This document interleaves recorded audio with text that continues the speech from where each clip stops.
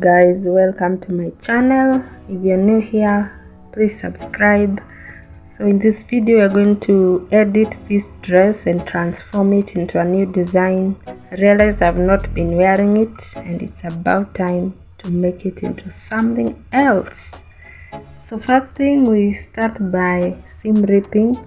We separate the top from the bottom. The top I won't be doing so much about it. I'll just be adjusting more of the bottom part of the dress. So we undo the dress, remove the skirt part from the top part.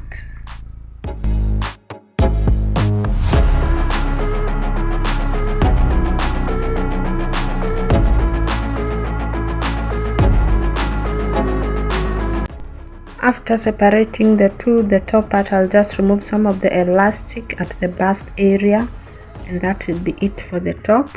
And then I'm going to fold it down at that edge to finish the raw edge of the seam, and then I'll do the skirt to create the fabric.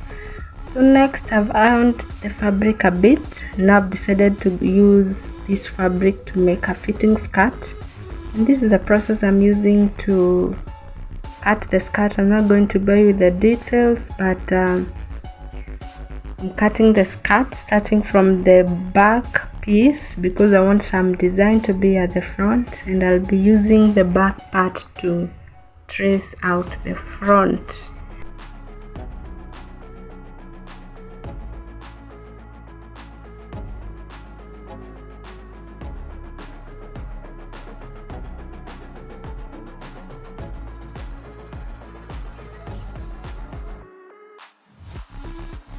As I'm using my measurements, before this I had taken my measurements for the skirt. You need the waist and the hips and the full length of your skirt, and you can also measure the distance between your waist and your hips for accuracy purposes. So I've shaped the skirt at the bottom because I want it to be pencil shaped, and I'll also be using a lining, and that's why I've added some extra allowance to use it as a turnover allowance for the lining.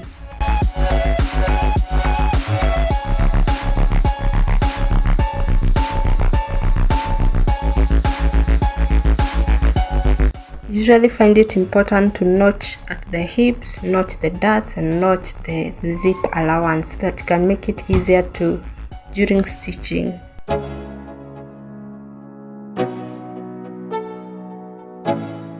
I've pinned my back pattern together at the allowance to make a complete pattern as how it would be, so that I can use this pattern to create my front pieces, because I want the front to be divided into 3 parts, and somehow I thought that this would be a shortcut method to go about this. However, I know it works, so it's not guesswork. Also, my front pattern is one side is longer, and that's why in this case you'll see me adding some distance at the front level where I want my front piece to be a bit lengthy, and also the front piece I don't want it to have darts.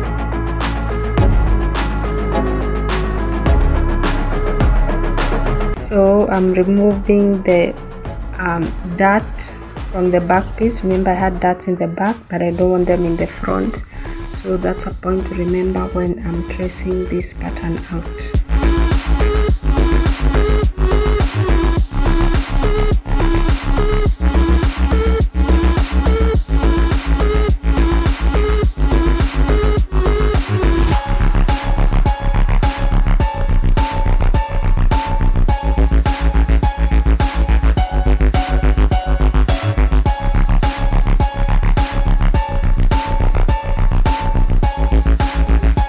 Time to cut out this piece.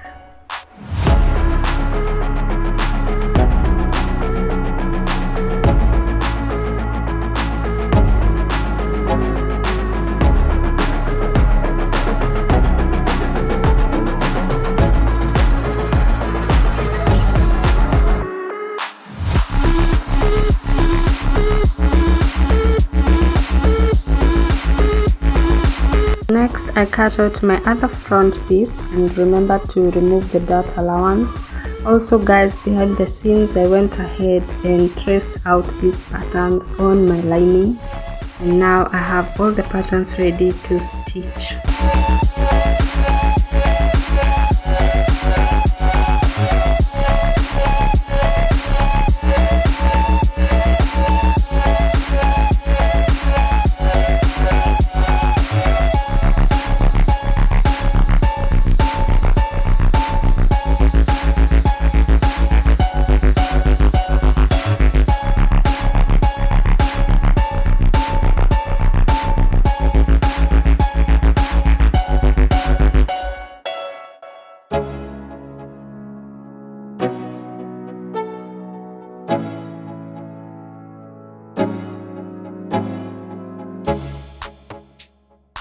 My lining to turn over the seams, and in this step you have to make sure that all the edges are plotted accordingly, and the lining would be a hanging lining, will be sewn together with the garments.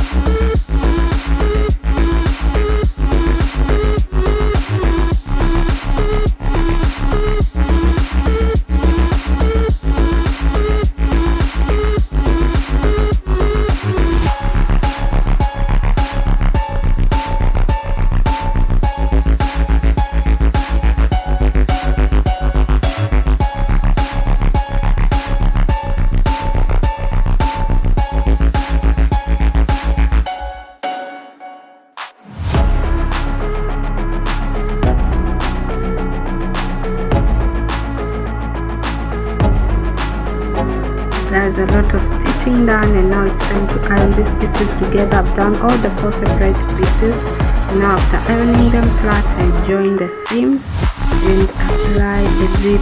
So it's important to iron so that you can have your end product neat and tight.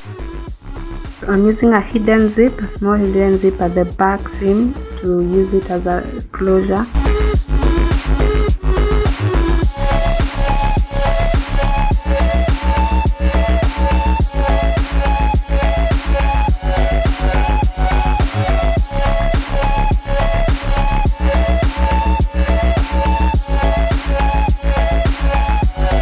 Next up is joining the side seams after the zip is well put.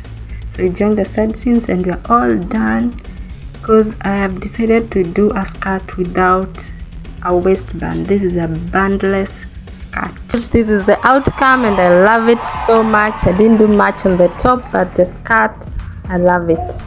Please like, share and subscribe and leave your comments below. Thank you guys.